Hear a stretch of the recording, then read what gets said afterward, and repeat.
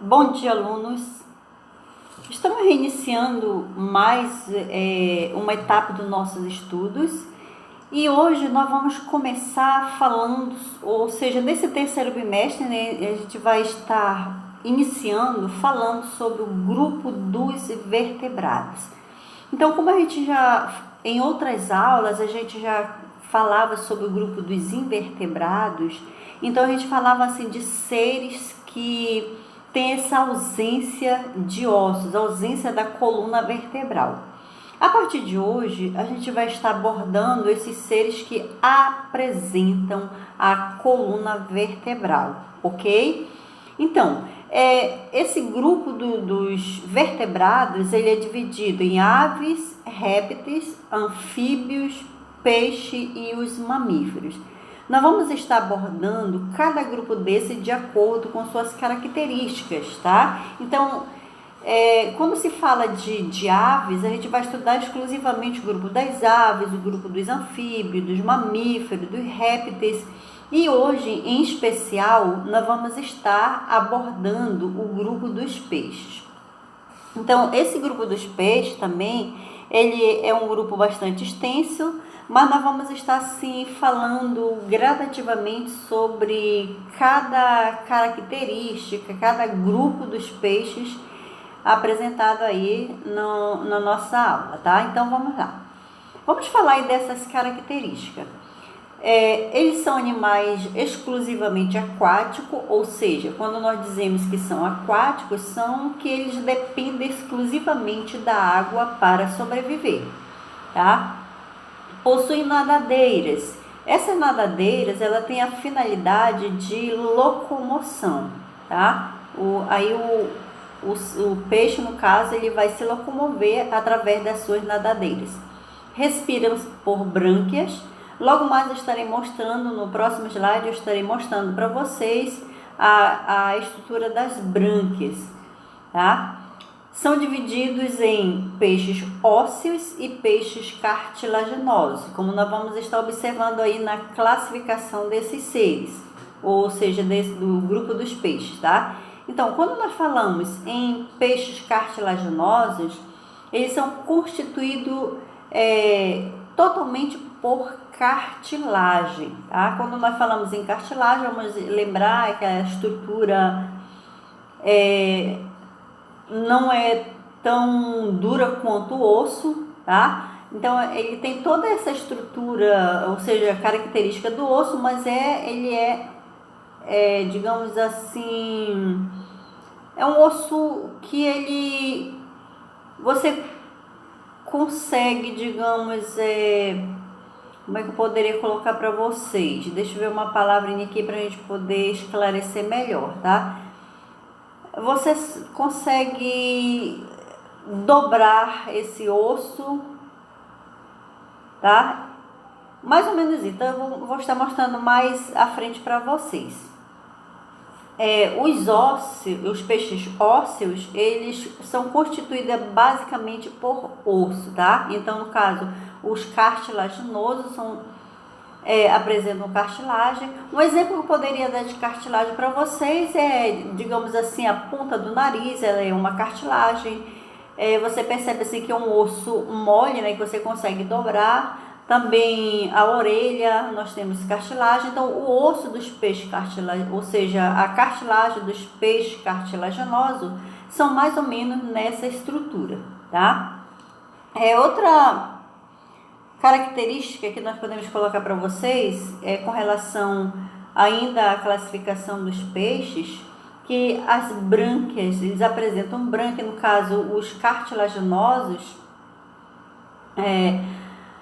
podemos dizer que as brânquias são expostas sem nenhuma proteção, tá? Os ossos, eles possuem uma membrana que ela recobre essas fendas. Então, vamos imaginar aí um peixe. Eu acredito que você já possa ter visto um peixe, né? Então, quando você tira ele da água, ele tem uma pequena abertura na proximidade da cabeça. Então, essa abertura, ela fica o tempo todo. Quer dizer, enquanto o peixe estiver vivo, né, ele fica movimentando essa abertura. Então, É isso que nós chamamos de, ou seja, ele recobre, essa membrana recobre as brânquias do peixe, tá? Muita gente conhece como guelra do peixe, mas o nome científico nós chamamos, ou seja, o nome científico é brânquia. E essa abertura ela é chamada de opérculo, tá? Com relação à boca, nos cartilaginosos, a boca é ventral. Nos peixes ósseos, a boca da região anterior do corpo, tá? Então, você pode estar observando aí, na imagem que está aparecendo para você, exemplo de peixes cartilaginosos e de peixes ósseos, tá? No caso aí do primeiro, no caso do tubarão martelo, né? Você está observando aí que ele é um cartilaginoso, então a boca dele é uma boca ventral, tipo ventral, tá? Continuando aí com o nosso assunto, vamos apresentar para vocês agora a característica de um peixe ósseo, tá? Então, ele apresenta o maior número de espécies, no caso dos peixes ósseos, o maior número de espécies, vive no ambiente aquático e possui o corpo adequado para a natação. Apresenta pouca superfície frontal, possui nadadeira peitoral, ventral, dorsal, caudal e anal. Você pode estar observando aí na imagem que a gente está mostrando para vocês, tá? Nessa imagem aí ao lado, toda a estrutura aí dos peixes.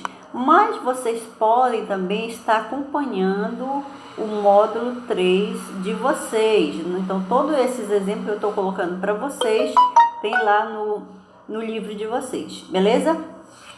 Então, o sistema respiratório dos peixes, ao contrário dos outros animais, os peixes eles não necessitam vir à superfície porque tem brânquias. Quer dizer que, como eles são aquáticos, então eles não necessitam, tá, com relação ao sistema respiratório, vir à superfície da água para respirar. A brânquia ela já favorece esse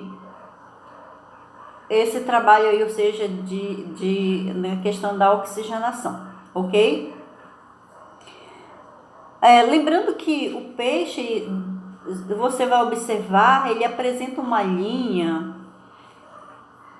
assim, por cima da escama do peixe, ou seja, quando eu falo escama, que é uma das características dos peixes ósseos, né? Então, você pode observar essa linha do peixe, ela vai servir como se fosse um sensor, tá? Além do que, ela facilita para que o peixe ele possa se locomover com maior rapidez, ok?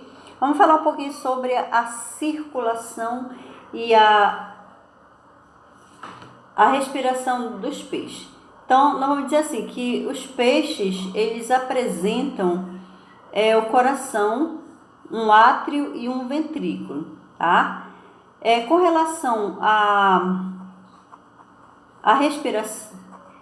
Opa, desculpa aqui, tá? Eu tô falando de peixe cartilaginoso, tá?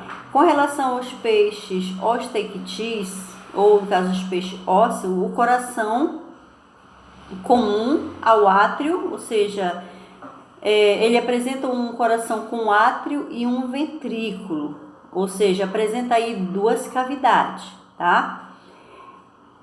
Vamos falar um pouquinho sobre a reprodução. A reprodução dos peixes é do tipo sexuada e ovípara, ou seja, ele se desenvolve através de óvulos. A fêmea, ela expulsa os óvulos da água, quer dizer que não necessariamente, não é obrigatório necessariamente acontecer a cópula, porque a fêmea ela pode liberar os ovócitos fora da, ou seja, no local ali na água onde ela está, né? E o macho ele libera os espermatozoides. Então vai acontecer o encontro externamente, tá? Então, agora, existem peixes hermafroditas com fecundação interna. Então, quando eu coloquei para vocês que não necessariamente é obrigatório o macho e a fêmea, mas isso aí vai depender de muitas espécies, tá? Então vamos supor assim que no caso que possa acontecer uma fecundação interna numa espécie aí, quando a fêmea está no seu período de desova, então ela vai migrar para um outro local para que ela possa desovar, tá?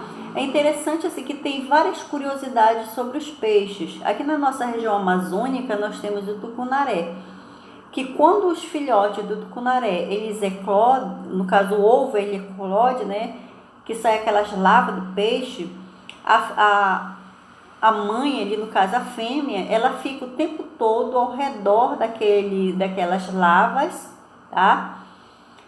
Quando ela percebe que o perigo está próximo, ela engole esses filhotes até passar o perigo. No caso, o predador. Então, quando o predador passou, ela abre a boca e solta novamente esses filhotes. É interessante aí essa curiosidade sobre o peixe tucunaré, tá? Aqui da nossa região amazônica. Então, vamos encerrar assim com uma pequena curiosidade sobre os peixes, né? Então ele tem várias curiosidades. Entre elas a gente vai colocar aqui que os peixes vivem em água com pouco oxigênio e possuem algumas adaptações, como capacidade de capturar gás oxigênio atmosférico, estratégia de sobrevivência que não exigem grandes gastos de energia. Lembrando que nas nossas próximas aulas a gente vai estar falando dos peixes que podem viver nas profundezas, né? Que, digamos assim, ele não precisa de muita luz para sobreviver, tá? Então eles sobrevivem lá nas profundezas, principalmente enterradas, né? Que é uma forma que eles buscam para sobreviver. Ok, gente? Então aqui é o nosso assunto e segue a nossa atividade proposta para a aula de hoje. Acompanhem no livro de vocês, no módulo 3.